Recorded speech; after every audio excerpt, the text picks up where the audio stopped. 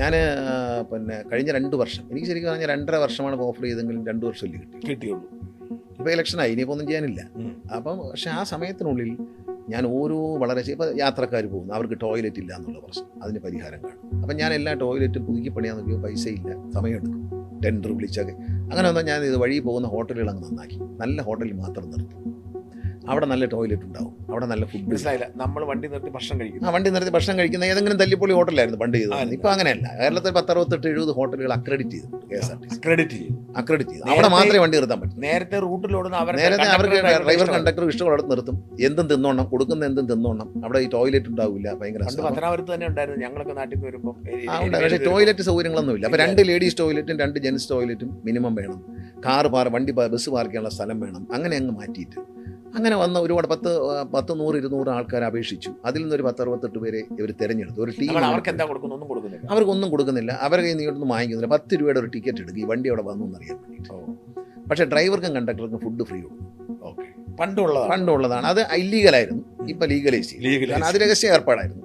അപ്പോൾ പക്ഷേ കൈമടക്കൊന്നും കൊടുക്കാൻ പാടില്ല. ഭക്ഷണം അവർക്ക് ഫ്രീ ആയിട്ട് കൊടുക്കണം എന്നുള്ളതാണ്. അത് അവർക്ക് ഡ്രൈവറും കണ്ടക്ടറും ഭക്ഷണം ഫ്രീ ആയിട്ട് കൊടുക്കാം, മറ്റുള്ളവർ അവിടെ നിന്ന് കഴിച്ചോളും. അങ്ങനെ ഒരു അതായി മാറിയപ്പോൾ ഈ ടോയ്ലറ്റിൻ്റെ ഒരു കംപ്ലയിൻറ്റ് മാറി. പിന്നെ ബസ് സ്റ്റാൻഡുകളിലെ ക്യാൻറ്റീൻ്റെ ഏലം വിളിച്ചാൽ അത് വലിയൊരു മാഫിയയാണ്. അതെ. അപ്പോൾ അത് വരാതെയായി. അപ്പോൾ ക്യാൻറ്റീൻ്റെ ഏലം വിളിച്ച് നോക്കി, അപ്പോൾ കുഴപ്പമെന്ന് മനസ്സിലായി. പിന്നെ ക്യാൻറ്റീൻ്റെ ഏലം വിളിച്ചില്ല. ബസ് സ്റ്റാൻഡ് ക്യാൻറ്റീൻ വേണ്ട, പോകുന്ന വഴിക്ക് നിർത്തി കൊടുത്താൽ നല്ല വ്യത്യസ്തമായ ഫുഡുകൾ എന്ത് വേണമെങ്കിലും ഓർഡർ ചെയ്ത് കഴിക്കാം. കാരണം പണ്ട് 2001 മന്ത്രിക്ക് ഒരു പരാതി ഉണ്ടായിരുന്നു. ശബരിമല മേൽശാന്തിക്ക് അടൂർ ക്യാൻറ്റീനിൽ നിന്ന് മീൻകറി കൊടുത്തു എന്നാണ്. ഫിഷ് ഫ്രൈയും മീൻകറിയും കൊടുത്തു. ഫിഷ് കറി മീൽസ് എവിടെ ഉള്ളൂ, വേണമെങ്കിൽ തിന്നാൽ മതി എന്ന് മേൽശാന്തിയോട് പറഞ്ഞായിട്ടൊരു കഥയുണ്ട് പണ്ട്. അപ്പോൾ അതുപോലെ അങ്ങനെയുള്ള കഥകളായിരിക്കും. ബസ് സ്റ്റാൻഡിലില്ല ക്യാൻറ്റീൻ. ബസ് സ്റ്റാൻഡ് ക്യാൻറ്റീനുകൾ വളരെ കുറച്ച്. തൃശ്ശൂർ മാത്രമേ ഉണ്ടായിരുന്നു. ഇപ്പോൾ തൃശ്ശൂർ പൊളിച്ചുണ്ട്. അവിടെ വേറെയുള്ള സ്ഥലങ്ങളിലൊന്നും ബസ് സ്റ്റാൻഡ് ക്യാൻറ്റീനില്ല. കാരണം പോകുന്ന വഴിക്കുള്ള ക്യാൻറ്റീനുകളൊക്കെ ഉണ്ട്. അതിന്റെ സ്കോപ്പ് എന്താണ്? ജീവനക്കാർ മാത്രമാണ്, അതൊരു ചെറിയ വിഭാഗം മാത്രമല്ലേ? നേരിട്ട് ജനങ്ങളുമായി സമ്പാദിക്കുന്നത് ജീവനക്കാരാണ്. അവരുടെ പെരുമാറ്റത്തിൽ വന്ന മാറ്റമാണ് ഈ വിജയത്തിൻ്റെ ഒരു കാരണം. കാരണം നമ്മളെ അട്രാക്ട് ചെയ്യാണ്. കാരണം ജനസംഖ്യ വർദ്ധിച്ചിട്ടില്ല. സാധാരണ കഴിഞ്ഞ വർഷം KSRTC യാത്ര ചെയ്യുന്ന യാത്രക്കാൾ അതിനേക്കാൾ 16 ലക്ഷം യാത്രക്കാർ അധികമാണ് ഈ മാസം വന്നിട്ടുണ്ട്. ഈ 16 ലക്ഷം പേര് ജനസംഖ്യയിൽ വന്ന വർധനമല്ല. ഈ 16 ലക്ഷം പേര് ഈ പൊതുഗതാഗതത്തെ ആശ്രയിക്കാം. അല്ല, ശബരിമലയുടെ ഉണ്ടാവത്തില്ല. അല്ലല്ല, ശബരിമല കഴിഞ്ഞിട്ടും 11,77,00,000 രൂപ ഉണ്ട്. അത് വെറുതെ പറയുന്നത്. അതൊരു KSRTC ജീവനക്കാർ എന്നെ കോൺടാക്ട് ചെയ്തിട്ട് പറഞ്ഞത് അതാ വീക്കിന് 3 ദിവസത്തെ. അത് പൊളിറ്റിക്കലാ. കാരണം എന്തറിയാം, അങ്ങനെയാണെങ്കിൽ മണ്ഡലത്തിന് നട അടച്ചിരുന്നല്ലോ, അപ്പോൾ കുറഞ്ഞില്ലല്ലോ. അപ്പോഴും കുറഞ്ഞില്ലല്ലോ. അവർ പറഞ്ഞത് തിങ്കളാഴ്ച ആ സമയത്താണ് ശബരിമല സീസൺ. അവർ പറഞ്ഞത് എന്നോട് പറഞ്ഞത്, ജീവനക്കാർ പറഞ്ഞത് 1 തിങ്കളാഴ്ചയാണ് ശബരിമല സീസണാണ്, 3 ഞായറാഴ്ച. ഇതിനു മുമ്പ് ഒരുപാട് തിങ്കളാഴ്ചകൾ വന്നിട്ടുണ്ട്, ഒരുപാട് ശബരിമല സീസൺ വന്നിട്ടുണ്ട്, മകരവിളക്ക് വന്നിട്ടുണ്ട്. കിട്ടിയില്ലല്ലോ. ഇപ്പം എങ്ങനെ കിട്ടി? ഈ 13 കോടി രൂപയിലേക്ക് ഇത് വന്നു. അപ്പോൾ അത് അംഗീകരിക്കാൻ ബുദ്ധിമുട്ടാണ്. 13 കോടിയിലേക്ക് ഇതിൻ്റെ വരുമാനം വന്നു ചേർന്നത് മുമ്പും കേരളത്തിൽ KSRTC ഉണ്ടായിരുന്നു. അതിൻ്റെ കാര്യം വെച്ചാൽ 1400 വണ്ടി ഒരു ശരാശരി ഷെഡിൽ കിടക്കുവാണ്. ഇപ്പോൾ 400-450 വണ്ടി മാത്രമേ മാക്സിമം ഷെഡിലുള്ളൂ. ബാക്കിയെല്ലാം വെളിയിൽ ഇറക്കി. അതല്ലേ പ്രൈവറ്റ് ബസ്സുകാരോട് സമരം ചെയ്തോളൂ എന്ന് പറയുന്നത്. കാരണം തന്നെ എവിടെ 100 പ്രൈവറ്റ് ബസ് സമരം ചെയ്താൽ 200 വണ്ടി അവിടെ എത്തിക്കാൻ ഇന്ന് KSRTC കപ്പാസിറ്റി ഉണ്ട്. ഈ സ്വന്തം കഞ്ഞിയിൽ മാറ്റിയിടുന്നവരാണ് ഈ ജീവനക്കാർ വിളിച്ചതൊക്കെ പറഞ്ഞു തരുന്നത്. കാരണം അതിനോട് ആത്മാർത്ഥയില്ലാത്തവരാണ്. കുറച്ച് പേര് ചുമ്മാ ഒരു ജോലിയും ചെയ്യാതെ തിന്നാനായിട്ട് ഒരു 5% ആൾക്കാരുണ്ട്. ബാക്കി 95% ആൾക്കാരും ഹാർഡ് വർക്കിങ്ങാണ്. KSRTC ജീവനക്കാരെന്ന് പറഞ്ഞാൽ ഇന്ത്യൻ ആർമി പോലെയാണെന്ന് ഞാൻ പറയും. അവർ ഒരു സൈന്യമായിട്ട് ഇറങ്ങണം, ഒറ്റക്കെട്ട്. എല്ലാ ബെസ്റ്റ്. ഞാൻ കണക്കെവിടെ നിൽക്കട്ടെ. ശബരിമല ഓക്കെ, ഈ ആര്യങ്കാവ്, കുളത്തൂപ്പഴിയും അടക്കം ചെറിയ ഡിപ്പോകളാണ്, സബ് ഡിപ്പോകളാണ്. ആ ഓപ്പറേറ്റിംഗ് സ്റ്റേഷൻ വരെ ലാഭത്തിലാണ് പോകുന്നത്. അതായത് കേരളത്തിലുള്ള 94ഓളം വരുന്ന ഡിപ്പോകളിൽ എല്ലാം ലാഭത്തിൽ പോകുന്നു എന്ന് പറയുന്നത് ശബരിമലയാണോ? തിങ്കളാഴ്ചയാണോ? അല്ല.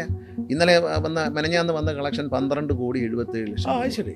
അത് ശബരിമലയാണോ? അല്ല. ഈ ശബരിമല നട അടച്ചിരുന്നില്ല, അപ്പോഴുണ്ടല്ലോ കളക്ഷൻ. അപ്പോഴേ 13 കോടി വന്നേ. അപ്പോൾ ഒരു ദിവസത്തെ ശബരിമലയിൽ വരുന്നത് കഴിഞ്ഞ വർഷത്തേക്കാൾ അധികം വന്നത്. ഈ സീസൺ മൊത്തം കൂടെ എടുത്താൽ 2,65,00,000 രൂപയുണ്ടാണ്. കഴിഞ്ഞ വർഷത്തെ വരുമാനത്തേക്കാൾ ഈ വർഷത്തെ വരുമാനത്തിൽ അതിലും വർധനമുണ്ട്. ഒരു സീസൺ മുഴുവൻ, ഞാൻ പറയുന്ന ഒരു ദിവസമൊന്നും അല്ല, ഒരു സീസൺ മുഴുവൻ വന്നിരിക്കുന്ന വർധനവ് കഴിഞ്ഞ വർഷത്തേക്കാൾ 2,60,00,000 രൂപയോളം വന്നിട്ടുണ്ട്. അല്ല, ഇപ്പൊ ഒരു ദിവസം KSRTC ഓടിയാൽ വേണമെങ്കിൽ നമുക്ക് ലാഭകരം. ഇപ്പം റണ്ണിങ് പ്രോഫിറ്റിലാണ്. ഇത് ഞാൻ കേൾക്കാൻ എനിക്ക് ഇത് കേട്ട് കഴിഞ്ഞാൽ ഫൈനാൻസ് ഡിപ്പാർട്ട്മെന്റ് പൈസ കൊടുക്കേണ്ടതെന്ന് പറയും. അതുകൊണ്ട് എന്നാലും പറയുകയാണ്, ഇന്ത്യയിൽ റണ്ണിങ് പ്രോഫിറ്റിൽ ഓടുന്ന ഒരു ട്രാൻസ്പോർട്ട് ഓപ്പറേഷൻ KSRTC മാത്രമേ.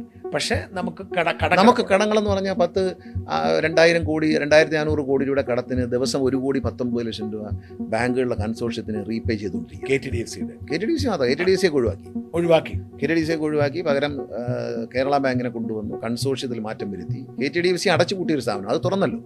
ആണോ? അത് തുറന്നു. അതിൻ്റെ കടങ്ങളെല്ലാം 300 കോടി രൂപയോളം ഞാൻ തിരിച്ചു കൊടുത്തു. ഞാൻ മന്ത്രിയാൻ വന്നതിന് ശേഷം മുഖ്യമന്ത്രിയെ നേരിട്ട് ഇടപെടുത്തി. അതിനകത്ത് അദ്ദേഹത്തിൻ്റെ ഇടപെടൽ വന്നു. അത് ഞങ്ങൾ പറഞ്ഞ രീതിയിൽ ഞാനൊരു പ്രപ്പോസൽ കൊടുത്തു. അത് മുഖ്യമന്ത്രി അംഗീകരിച്ച് ആ പ്രപ്പോസൽ വർക്കൗട്ടായി. കോടിക്കണക്കിന് രൂപ 280ഓളം കോടി രൂപ സീനിയർ സിറ്റിസൺ അടക്കം കിട്ടാതെ കിടന്ന ഡെപ്പോസിറ്റ് തിരിച്ചു കൊടുത്തു. വാടക എല്ലാം പിരിച്ചെടുക്കുന്നു കടകളിലൊന്നും. ഒരു വാടകയൊന്നും പിരിക്കില്ലായിരുന്നു. ഈ KTDFCയിലായിരുന്നു മറ്റേ ശ്രീരാമകൃഷ്ണ പ്രശ്നങ്ങൾ. ആ പ്രശ്നം അതെല്ലാം സോൾവ് ചെയ്തു. അതെല്ലാം ശ്രീരാമകൃഷ്ണ മിഷൻ ഉണ്ടായിരുന്നു, പരിഹരിച്ചു. ഡൽഹിയിൽ അത് ഹൈക്കോടതി പോലും ഇടപെട്ട് വളരെ മോശമായ പരാമർശങ്ങൾ വന്ന സ്ഥാപനമാണ്. അതിപ്പോൾ നന്നായി നടക്കുന്നു. അതിന് ഇനി ബാങ്കിങ് സംവിധാനങ്ങൾക്കുള്ള അനുമതി റിസർവ് ബാങ്കിൽ നിന്ന് വാങ്ങണം. അതിനെ ഒരുവിധം ക്ലാരിറ്റിയോടെ ക്ലിയർ ആക്കി എടുത്തിട്ടുണ്ട്.